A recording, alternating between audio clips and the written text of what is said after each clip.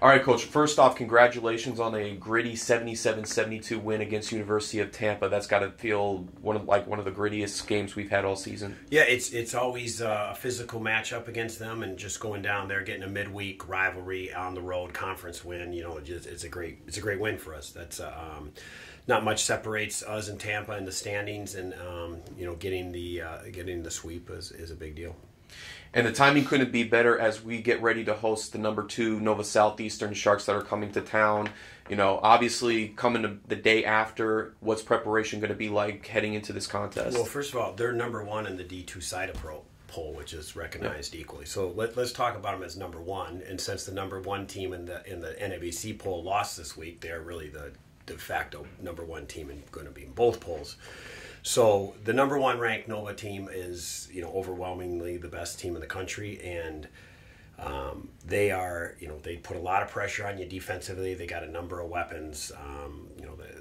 The kid from West Liberty that was, all first team All-American last year. He's a great player. Sunahara is one of the, was an All-American last year. Pierre kid is 6'9" and shoots it from anything within 30 feet is within his range.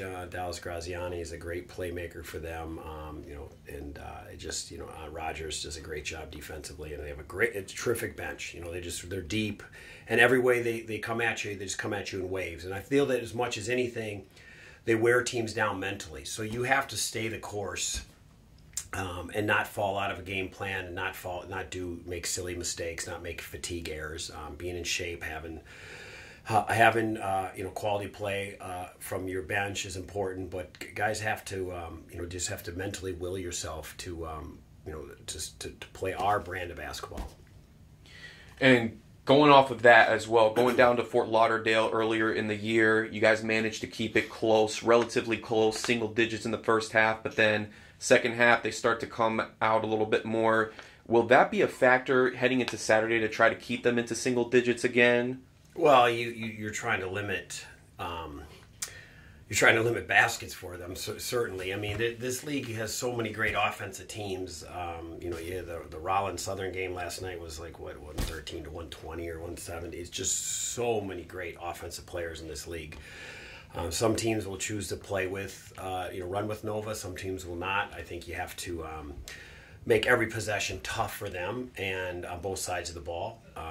So I just, you can't play exactly their style, but you got to get it done defensively.